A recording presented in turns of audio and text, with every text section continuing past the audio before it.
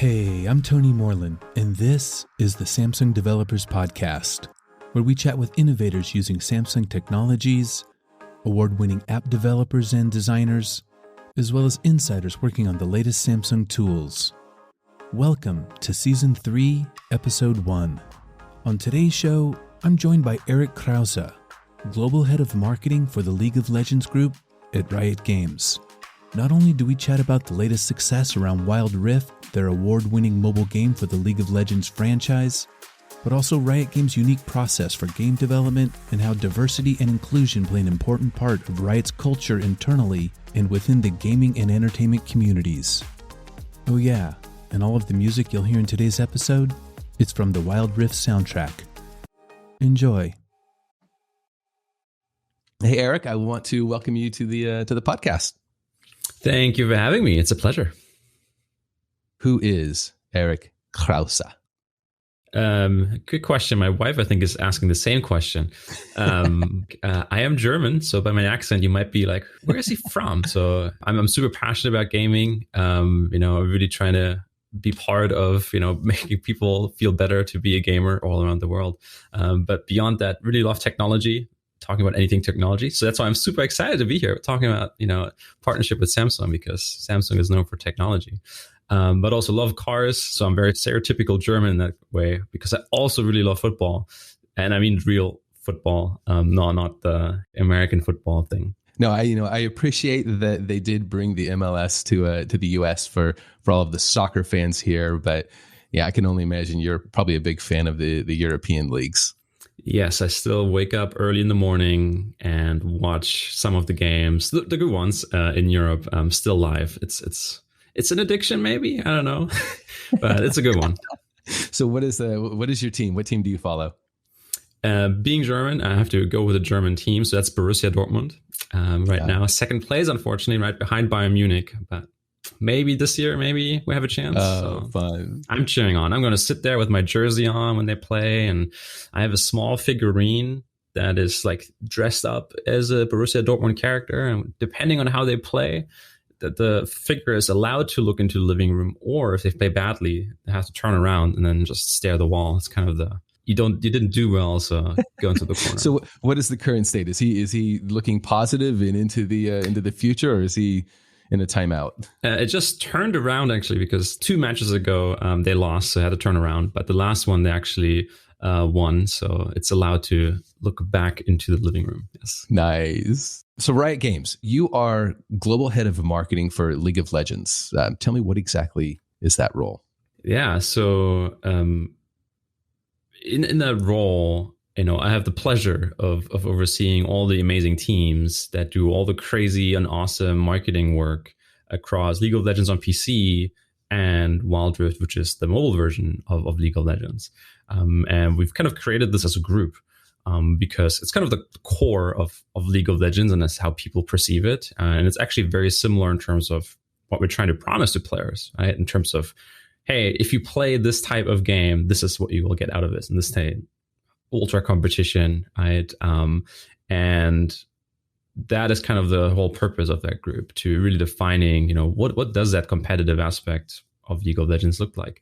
What does it mean to, build a platform ecosystem that's built around celebrating mastery? Sure. Right? But also through League of Legends, a lot of people do get to know our characters and our champions that they know and love. So we're also taking care of that, right? Making sure that, as our fans, have their champions that they really cheer on, to give them as much love as possible for the champion that they love. So. Yeah, I know. It's a huge community. How long have you been in that role at Riot Games? Fairly recently, actually. I was given that role last summer, and before that, I was actually leading up the marketing team that launched Wild Rift. So moved from that role into this newer role that started to exist as of last summer. Got it. And you've been at Riot Games for how long? For over 5 years. And it's so weird because I always think of myself as somebody who's fairly new to Riot. Sure. But when I now meet new Rioters, they're like, oh, we've been there over 5 years. You're a veteran. And then in deep myself, I'm like, no, don't say that to me. That's not true. I feel like I just joined yesterday. But yeah, apparently it's over 5 years. Wow. No, but you are originally from Germany. So there has to be some sort of journey that's led you from your home country of Germany to, I understand you now live in Southern California. Yeah, right now I do live in sunny Los Angeles. And the passion for gaming eventually, moved me over here, because at the beginning during college, I started to work for an agency that was working with EA back in the time. And through that, I became a community manager, becoming kind of the face and the local go-to person for various games and franchises that EA had in Central Europe. And eventually, through that work, EA was like, well, can't you just move over to the West Coast, because you're working with all those teams already and you're flying over so many times. Sure. Just move, just come over. And I did that. And that was more than 10 years ago at this point, wow. where I moved to Los Angeles. And yeah, from there, kept working for a couple more years at EA, working on things like Mass Effect, Command & Conquer, and others. And I moved on actually to a Korean company, also in gaming, which gave me a new side of learning about like free-to-play and live service operations, which obviously is a big part now of gaming. And then eventually that led me to working at Riot, which, as we said, is more than 5 years ago, which is crazy to say. Wow. Now, Riot got their start back in the 2000s, correct? 2006, yeah, as tiny startup, just with an idea. And now it's like, it's so obvious, but back then it wasn't. Yeah, because I know back in the early 2000s, when gaming really started, becoming extremely popular, gamers were kind of looked upon as, this is just like this little hobby and go spend your free time. But I mean, with esports, it has just blown up over the years. Yeah, totally. And I can proudly say that we're part of that, right? Because we believed in it, and we actually spent ridiculous amounts of effort to really promote and build up, right, the professional esports circuit around League of Legends. Sure. And when we did that originally, which is also now more 10 years ago, people laughed on us, right? They're like, what is this? Like, this is not a sport, right? Like, it's just for people in the basement, right? Like, doing these things. And now you look at it and you're like, yeah, if we look at our world championship, right, it has more viewers than most sporting events that Americans know and love, like NBA finals. We have more viewers than the NBA finals, right? That's crazy. It has come a long way since then. So League of Legends, they got their start around 2009. Is that right? The first version of the game came out 2009, because over the years it has changed drastically for the better. If you look up clips of the original League of Legends from 2009, it's pretty rough. But again, it was 2009. That's the beauty of live services and also being really player focused, right? Is that the game has come a long way.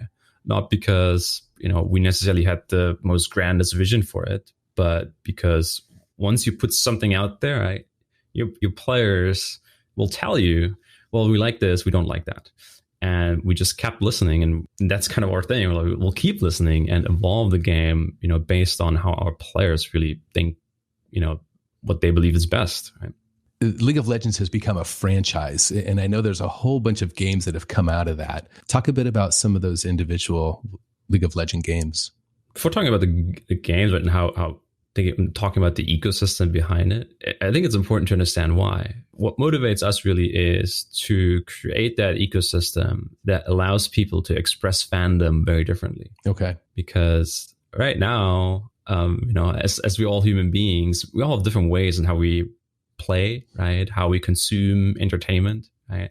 So we wanted to build something, a large ecosystem that people can be really proud of. Because it's not just forcing them to play one game to be a fan of this thing that they might have started playing 8-10 years ago. But no, there are all these other different ways that, depending on how their life changes, how their interest changes, how their new friends might play different things or want to be entertained with different things. We want to build them an ecosystem that they can be proud of. And that's how we started to be like, okay, part of that is not only to make music and TV shows and whatnot, but it's also making more games, right? And through that lens, we actually announced a bunch of them during the 10th year anniversary of League of Legends, which was a big surprise for people and a good surprise. And there we announced a bunch of games ranging from like Legends of Runeterra, which is, a card game that we made, digital card game. Then also TFT, Teamfight Tactics, which is this auto battle genre, which is a new upcoming one, which is really kind of chess meets, game strategy put on top of it. It's really, really weird one, but if you really love strategy, like that one is for you. But we also announced brand new things through the lens of, working with indie companies to really make games that go really deep into a very specific area that Riot probably wouldn't make through our Riot Forge label.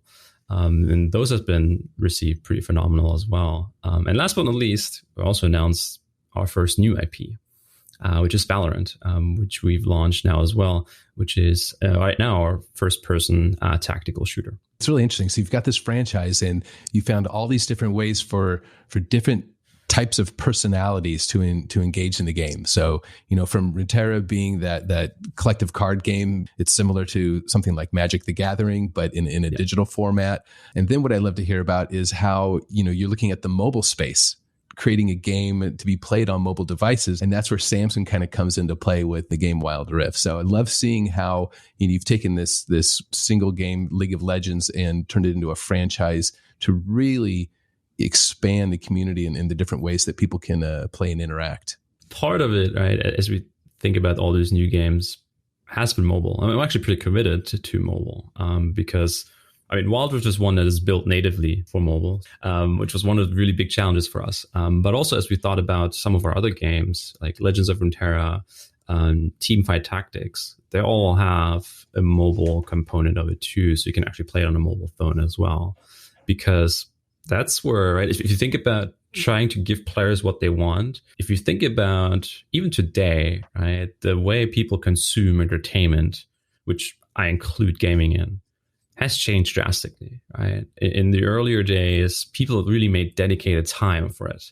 They're like, I'm going to be on a PC Thursday night for 4 hours. I'm going to meet up with all my friends, online, and then we'll just play or spend time on the couch or, really make a block available where I can just watch movies and whatnot. But now it really changed. Right now, the trend that we're seeing that we're trying to lean into is, people just, whenever life gives them a small sliver of time. Yeah. In that moment, no matter what the situation is, people want to have the highest quality form of entertainment available to them. No matter if it's on a PC, tablet, TV, mobile phone, right? Truly, wherever it is. And that change pushes us as game developers to adopt. In this case, to really embrace mobile. Because it's not just about that trend. It's also, for a lot of people, mobile is kind of the first and maybe even only gaming platform they ever own. Yeah. So for us, it's also so important because there are all these hundreds of millions of people all around the world that define who they are as a gamer through the lens of a mobile phone. And we want to be there because we want to show them what it could look like to be a gamer through the lens of Riot, because we really want to make sure that they get the best possible experience. And that's why we've started to embrace mobile. And this took us a really long time, arguably like too long, because it's paired with other beliefs that we have, that we really want to deliver the highest quality form of entertainment. And mobile took us a while to get there. At the beginning, it was like the technology wasn't really there for us to have the capabilities to create these deep and engaging experiences, because we didn't just want to use our IP and put something on a phone that when people look at it, they're like, wait, what you put on a phone here has nothing to do with the game or the IP I know and love over here. So where's that game, like that gameplay that made that PC game so special? We wanted to make sure that when people pick it up and they're like, hey, this is a League of Legends game, that through the mechanics, to the quality, that they can be like proudly say, yes, this is a League of Legends game. So it took us a little bit longer to get there. But now it's definitely part of how we think about the entertainment world, right? That mobile is a big part and arguably more growing part compared to PC and console. So last year, Riot Games won a Best of Galaxy Store Award, Best Strategy Game for League of Legends Wild Rift. Tell me, what did it mean to win that award? People can't see it right now. I'm still smiling just hearing about it because it's so awesome. to see, and I call it validation, right? Because you can say all day long, right, that hey, we're trying to really build the best things possible on a device or on a platform to make players proud, but it's really hard sometimes to quantify that, right? As hundreds and hundreds of people are working on this day in, day out. So when do you know that you're probably on the right track? One part is obviously players will tell you if they're happy or not. Yeah. But the other one is also, recognition by the industry. And that's why this actually means so much to us as a team that is working on the game, because it is that signal. Right? Like, hey, Samsung and Galaxy said, this is one of the best games of the year, and that makes us proud.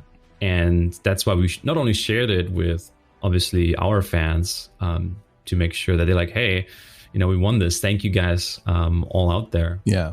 To made it ultimately happen, because without players, we wouldn't do these things. But it's also now a very important part of, how we think about the game and trying to recruit people. Because it's also a thing, right? Like, as we all recruit for talent, right? They have so many choices. Of course. Using it like, hey, this is an award-winning team, definitely helps Riot as well as a company to get more super awesome talent in to make even better experiences down the road. So it's a very important thing for us. Yeah, I've done a lot of these interviews with past winners. This is the first time that I've heard that a company actually uses that award as a way to entice and encourage talent to come their way.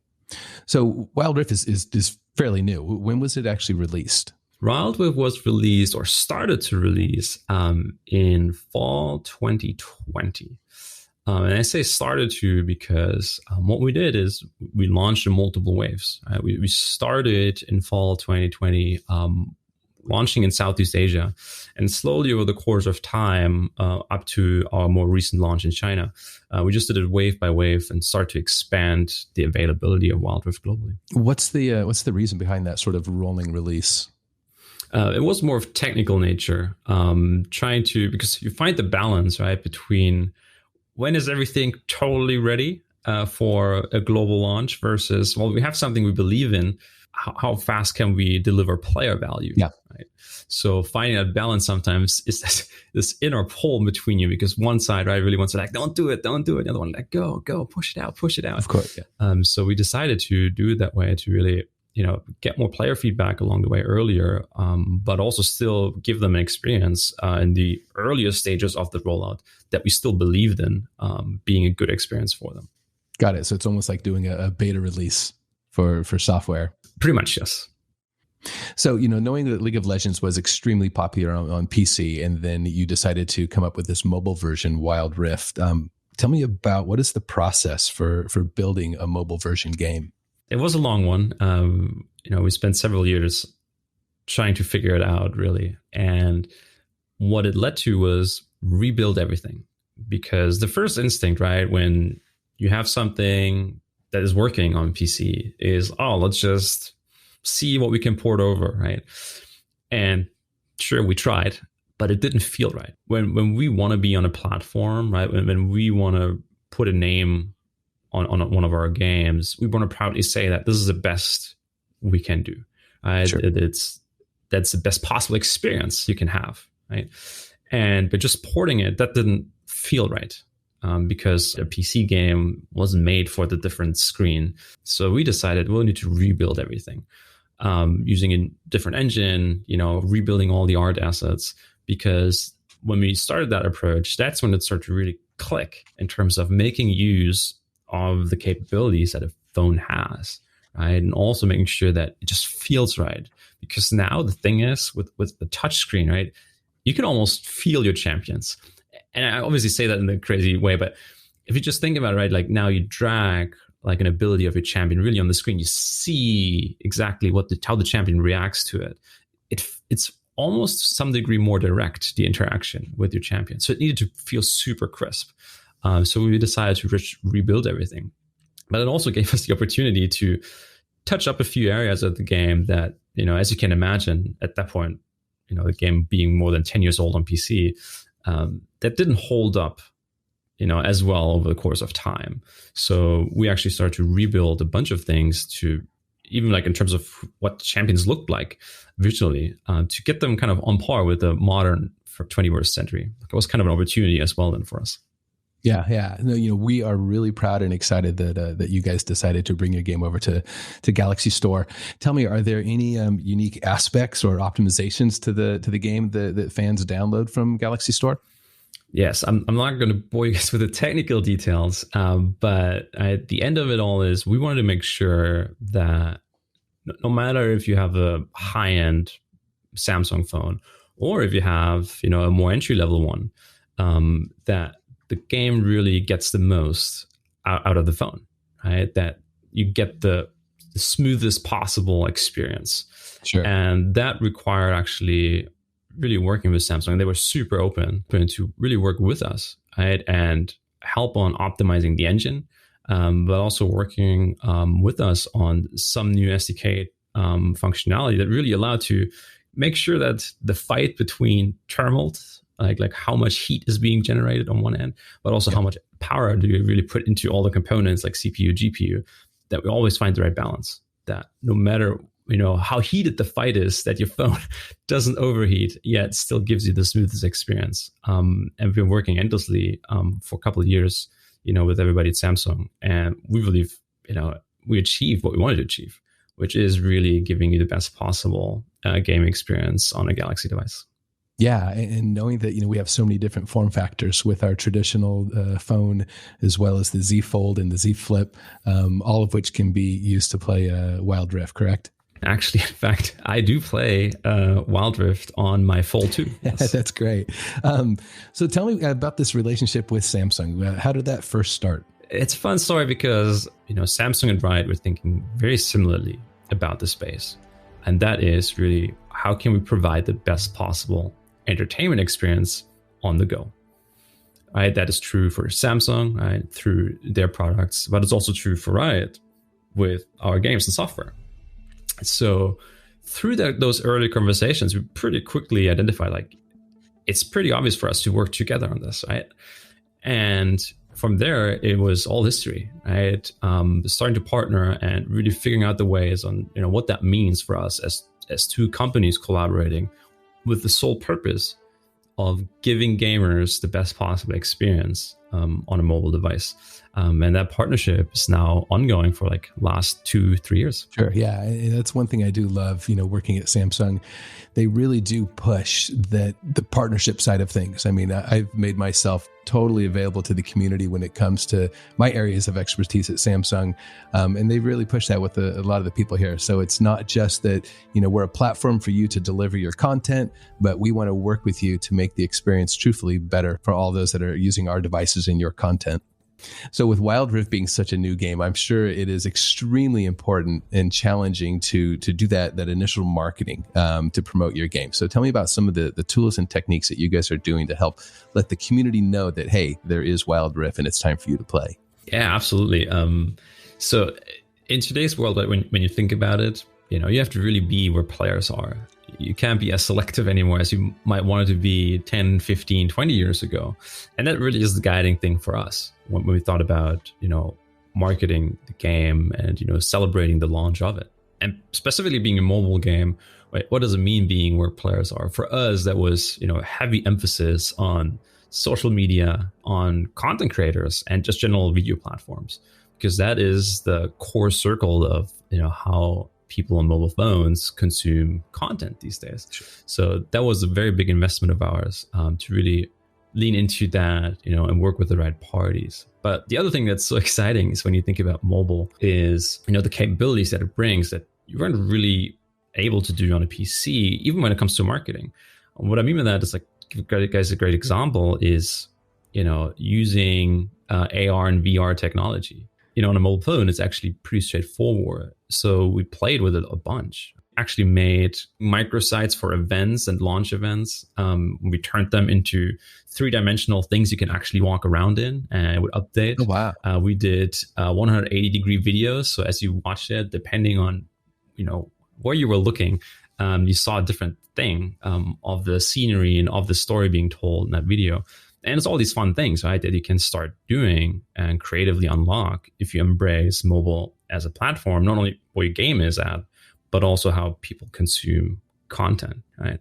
And then the other aspect, being a mobile game specifically, is, and it sounds cheesy, it's mobile, right? It's on the go. Yes. People have it everywhere, even in real life. So for us, it was also an important component to figure out, well, how can we promote it where people are out there when they use a phone, right? So not just being on the phone, but in the actual real world context.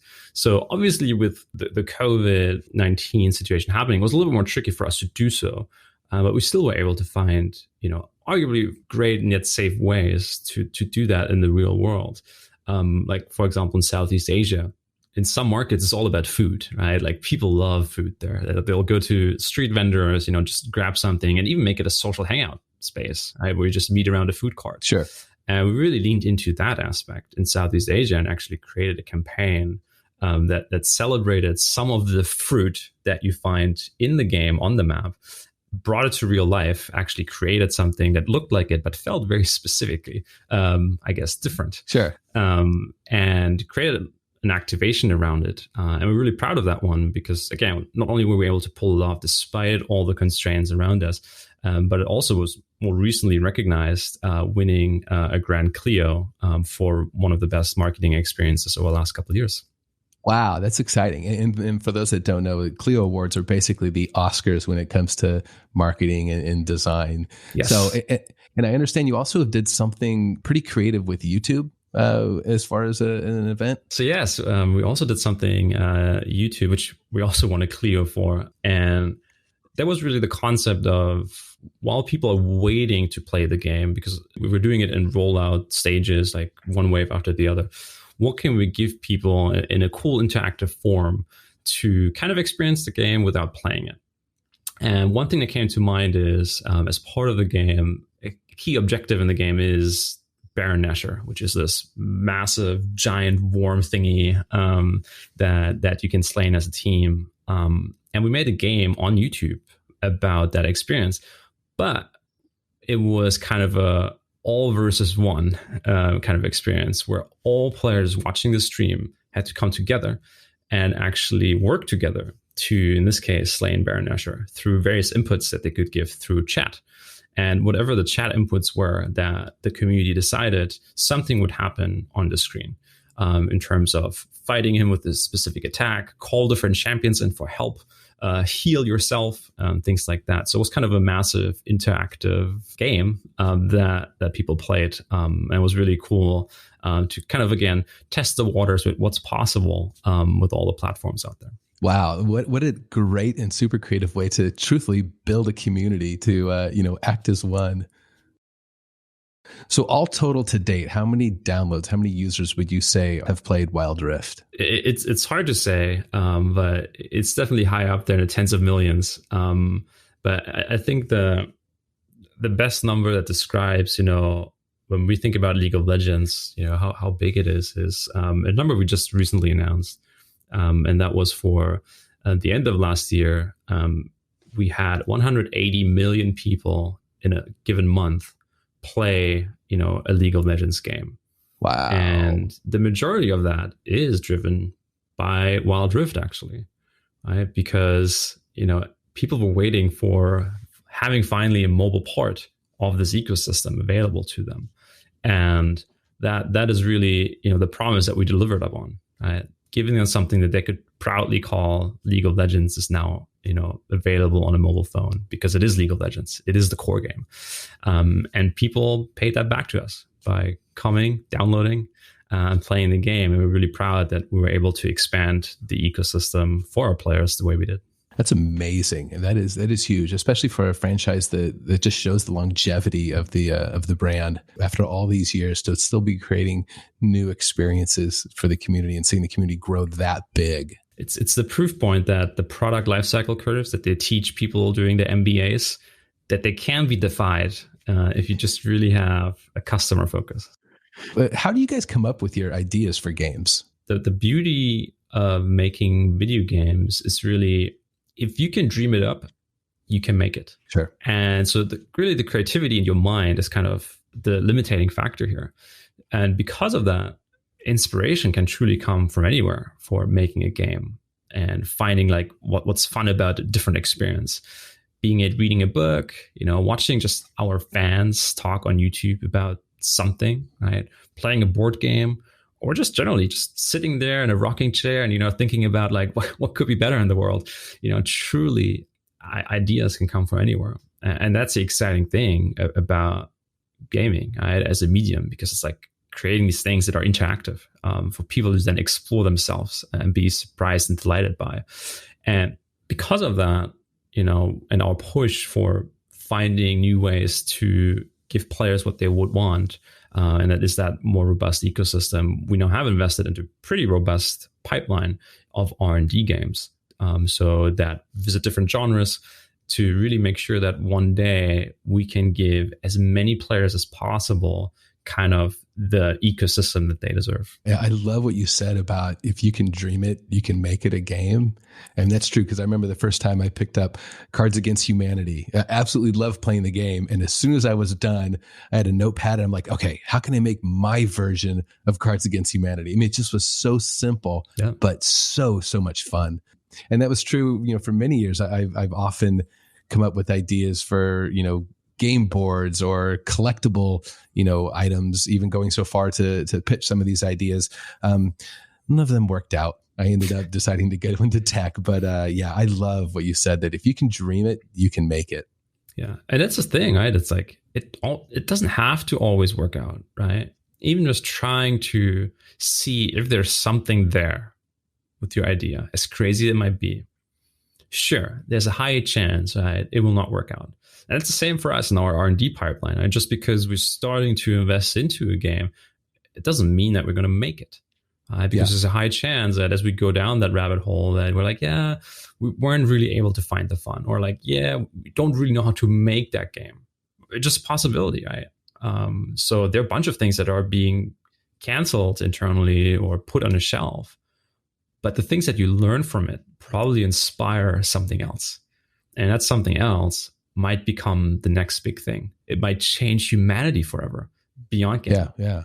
Because a lot of the things that we now take for granted in our world, sometimes by accident, where people were actually trying to invent or find a different solution to a different problem.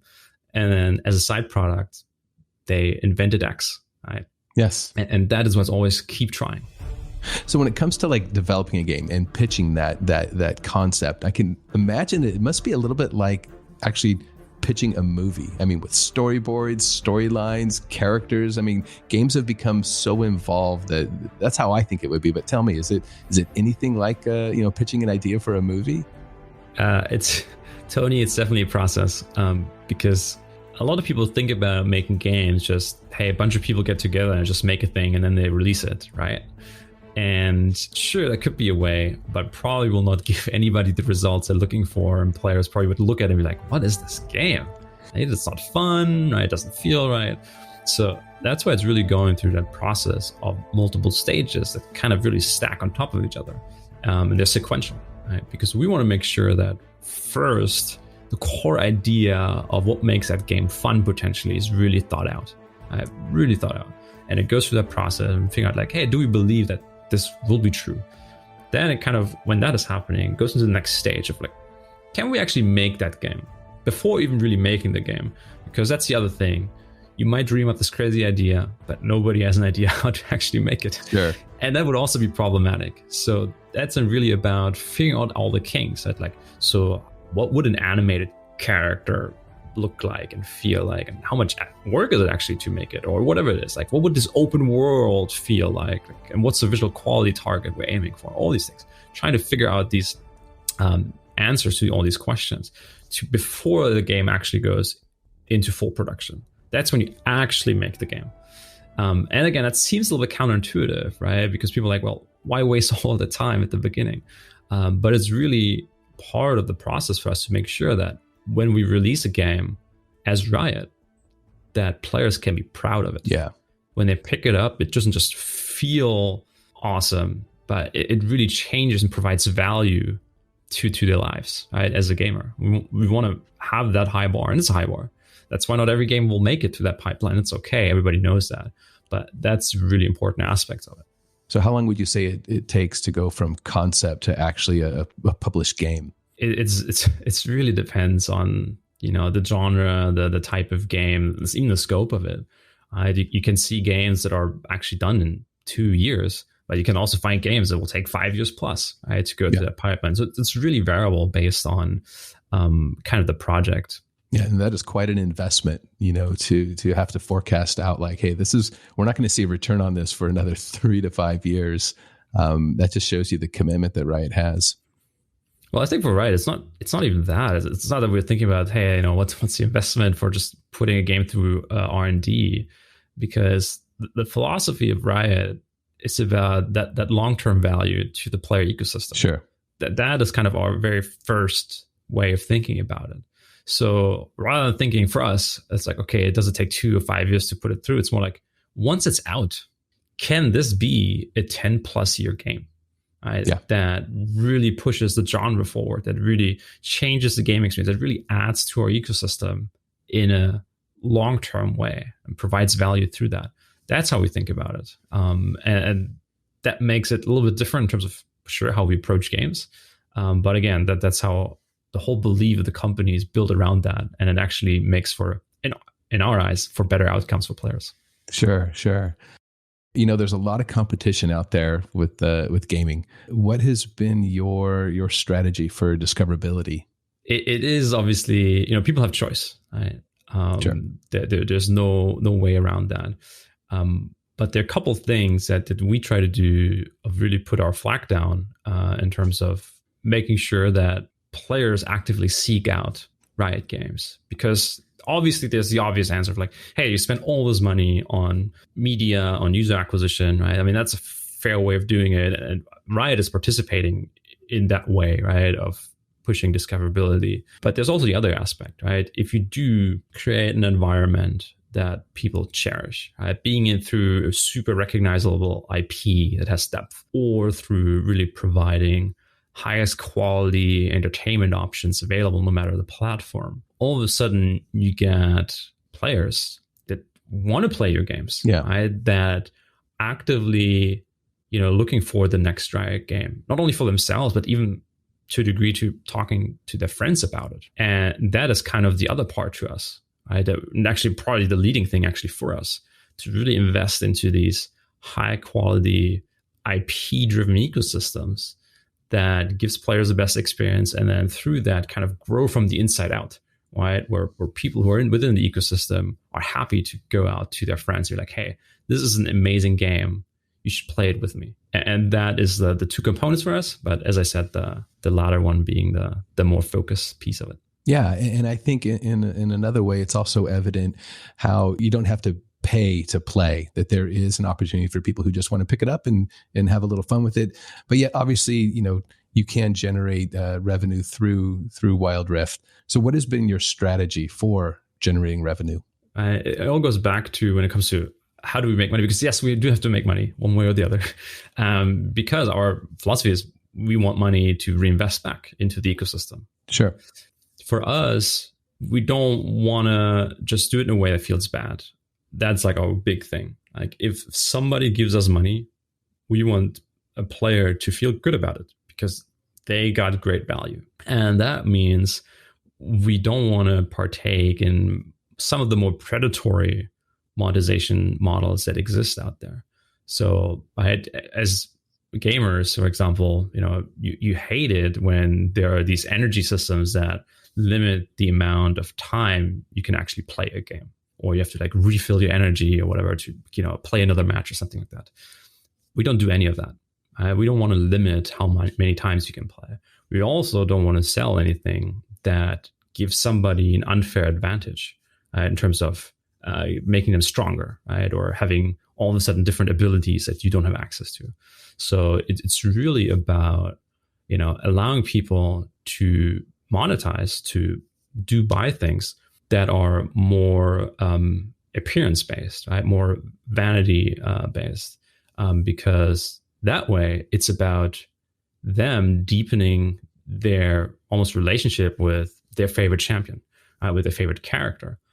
And that doesn't have really any impact on somebody else playing with them in the sense of being unfair, but instead gives, our players actually more diversity for the champion that they already know and love, and more different appeal, and almost celebrating it with them, that they have gone so deep, with the champions. And that's really the majority of, for us and how we think about monetization. Yeah. And that is really the focus for us. Now, the user experience on mobile is different than it is on PC. What were some of the challenges that you guys faced when it came to designing a mobile game? It's very different, right? And that's why we really, really had to rebuild it in terms of design. Is you have a smaller screen, right? Sure. But also completely very different input mechanics and how you steer, right, a champion. So really rethinking all of that was a really big part of the prototyping phase of the game, to redo even some of the champion mechanics to better fit the mobile environment, to again really make the best out of it. Or another great example for the design experiences, average game on PC is probably 30 minutes to play League of Legends, but nobody wants to spend 30 minutes into a heated match on a phone. Actually, for people that think about phone more so as like more bite-sized experience that they can have on average. Sure. So that was a big thing for us. It's like, as well, from a design perspective, it's like, how do we bring it down to, let's say, 15 minutes, right, to make it more bite-sized, without losing the core experience that people know and love from PC. So that was like, as an example for how we thought about the design problems to solve going to mobile. But again, to really make use of mobile, not just to solve it for the sake of it, but to really leverage, what mobile is giving you. Then when it comes to publishing, it's also very different. We self-publish, the game on PC. That obviously means that, like, we use our own tools and everything. Sure. But as you think about mobile, we work with great partners like Samsung to get the game out, to make sure that people have a great, convenient, and safe environment to get the game from. So there, it's actually for us learning all the ins and outs, right, of the tools and the capabilities, and even working, with Samsung to figure out if there's any functionality that might be missing that would be cool to make it an even better experience for players.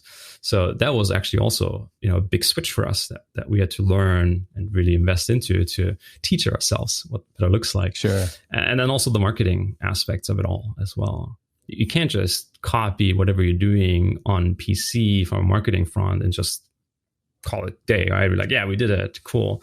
Because it's not only the way, again, people consume media is slightly different, but it's also, again, going back to opportunity, because people might notice that, the game is actually called League of Legends Wild Rift. It's not just called League of Legends or League of Legends Mobile. Yeah. It also looks slightly different, feels slightly different.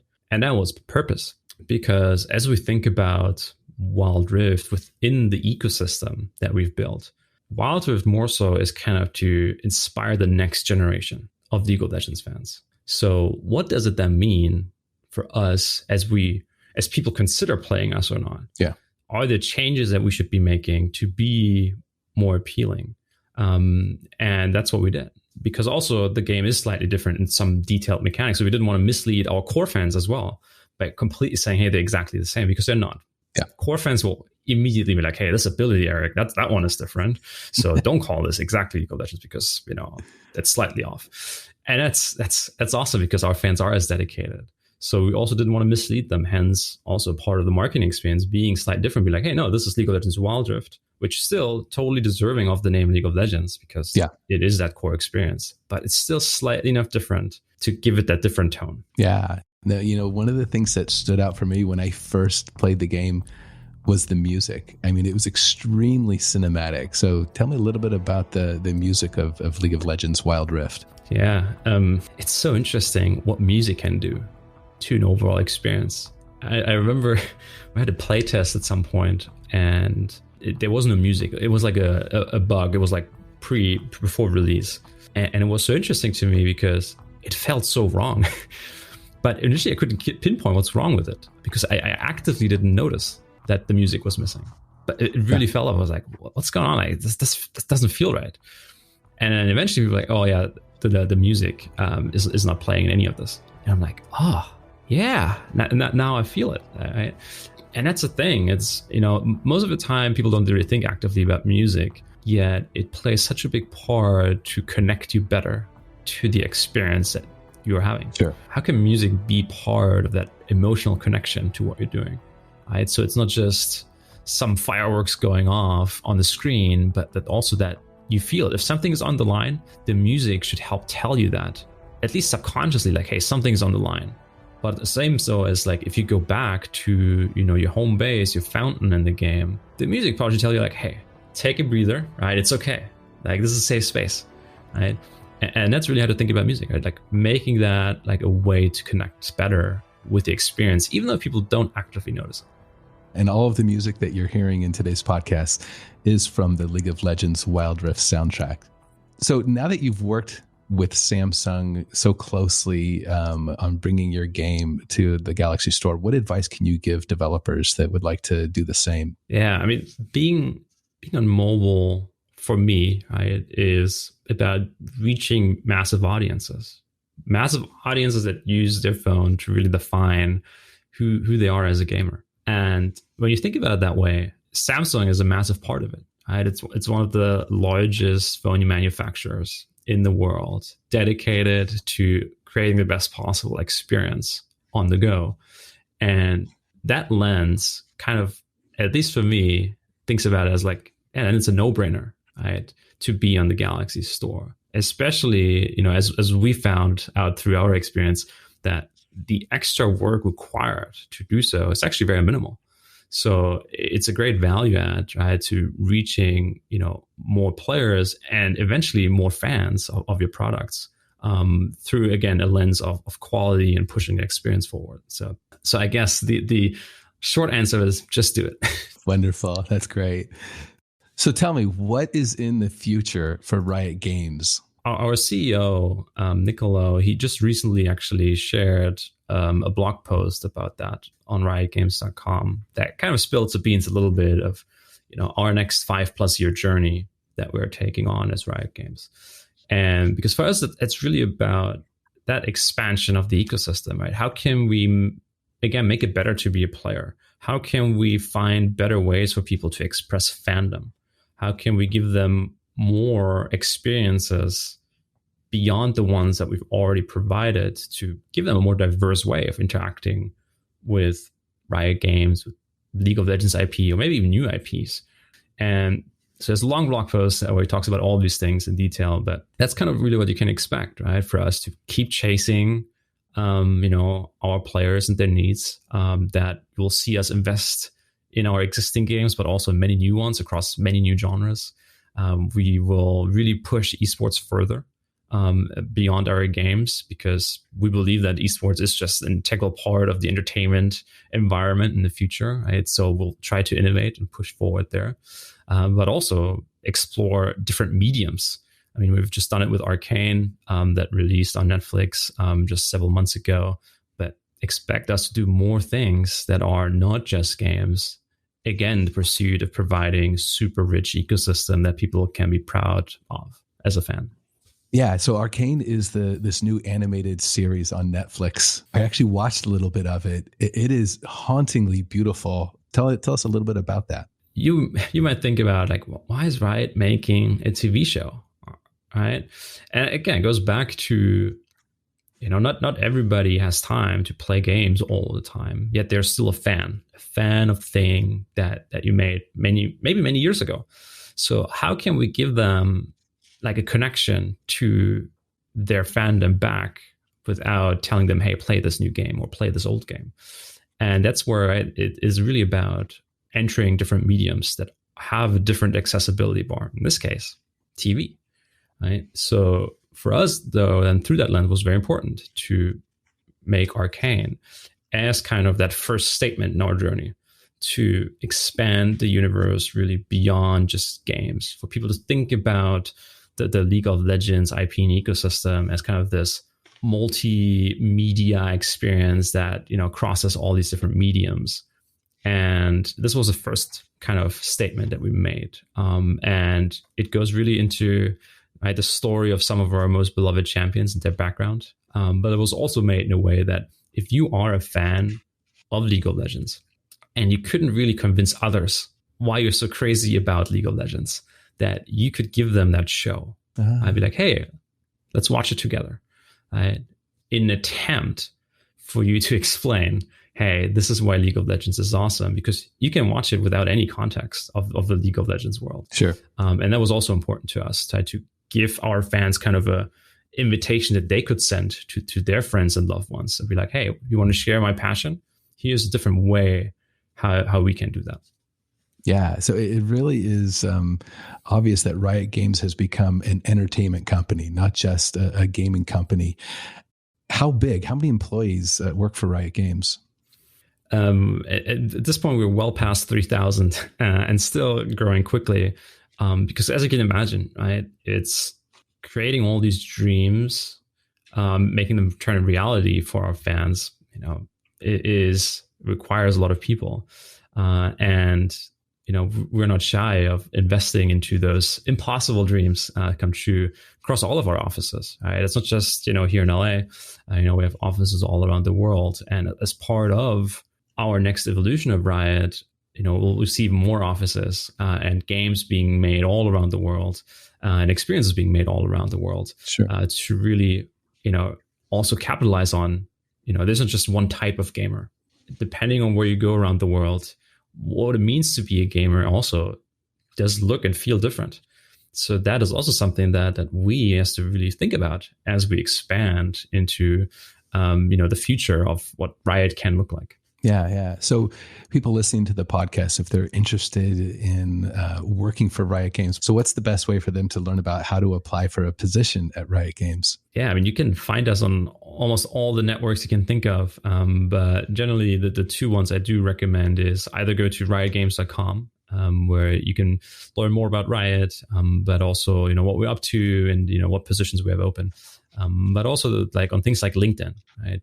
Where we all have our own presence, and you can also check out, blog posts there, and as well as our openings, and also even connect with writers and ask them about their experiences. That's great, and I'll be sharing all of the URLs in the show notes for not just Riot Games, but also for Wild Rift and your social handles. So with diversity and inclusion being such an important aspect of our society right now, tell me, what is Riot Games doing related to D&I?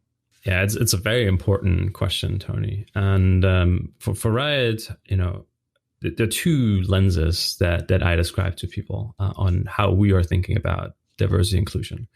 The first part is obviously the one that people probably think first and foremost of, which is Riot as an employer, right?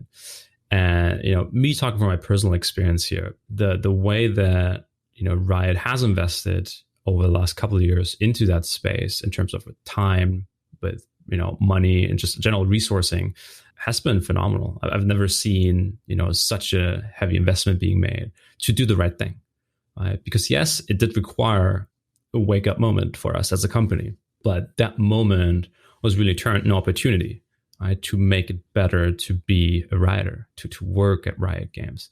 So now, there's not just a D&I team that exists, but also, what they do and how they impact the company is part of all the processes all around, right, to ensure that no matter what it might be, that Riot is a welcoming and fair environment for everybody, right? And that is an extremely big investment. And I'm actually really proud to have seen the reaction to arguably, the not so great moments that we had in the past. So sure, that makes me actually pretty proud based on my experience. But the other part also that sometimes people forget when it comes to diversity and inclusion is Riot as a game creator, right? Because with that, you kind of have a responsibility as creatives to create experiences for millions and millions of players around the world that kind of allow them to relate, or even better said, that feel seen, right, through the things that you make. Sure. Because you can quickly fall into a pit trap where, you just create the same things over and over again that fit a worldview of a specific group, but makes other people feel left out. Yeah. And that's part of the responsibility that you have as a game creator, so as part of the development process, to promote diversity and inclusion through that content that you make. And a very recent example actually is Valorant, our shooter that we have, because they're one of the most recent champions that just launched, or agents it's called, is actually a female character inspired by Filipino culture. Because we want to make sure that, if you are, not just a woman, but in the Philippines, which arguably, if you think about gaming, especially, often completely overseen and overlooked, that if you are a Filipino gamer, you're like, yeah, I feel seen. Sure. Right? Because there's now this agent in this game that, celebrates my culture. And I'm proud of that. And that's an example, right, for how we as game makers also have some form of responsibility to promote diversity in our culture. Yeah, I love what you said, not only about how Riot is taking diversity and inclusion within the company, but then your impact and your influence outside of the company into our society. That is absolutely wonderful. So tell me, what do you do outside of all of your work at Riot? What do you do for fun? What do I do for fun? Getting to learn anything about new cars or old cars. So I spent an unhealthy amount reading and watching videos about it. So what was your first car, and what is your dream car? My first car was an older Audi A4 Avant, so station wagon. Because in Europe, we love our station wagons, which I know for Americans are like, yeah, don't like it. Of course. Dream car is really hard because there's so many amazing cars. And sometimes I actually fantasize about it. Like, if I just pick one, like, which one would it be? And probably right now, my dream car is a Porsche 356A, which is a very old school Porsche. But in terms of just the body lines, just amazing. Unfortunately, I never had a chance yet to drive one. It probably drives amazing. That is so funny you said that, because I was waiting for my turn, and mine is also the Porsche 356. Ever since I saw the movie Top Gun, and you see that beautiful Porsche just riding off into the sunset, I've always wanted to get my hands on one. Funny story, my wife, she had asked me when we were dating, where do you see yourself, later on in life when you retire? And I said, I see myself with a Porsche 356. So hopefully when that day comes and I do decide to retire, she'll let me get that dream car. If not, to some amazing fortune, I get one. I'll call you up, and then we can ride together in the sunset. Take you for a spin. But hey, let's stay away from that LA traffic. That's true, yes. We'll definitely have to go outside of LA, yes. Hey, Eric, I really appreciate you taking the time to be on the podcast. It was wonderful to hear not only about yourself, but the great things that are happening over at Riot Games. Thank you. It was a pleasure. And yeah, definitely thank you for having me. Looking to start creating for Samsung? Download the latest tools to code your next app. Or get software for designing apps without coding at all. Sell your apps to the world on the Samsung Galaxy Store. Check out developer.samsung.com today and start your journey with Samsung. The Samsung Developers Podcast is hosted by Tony Moreland and produced by Jeannie Sue.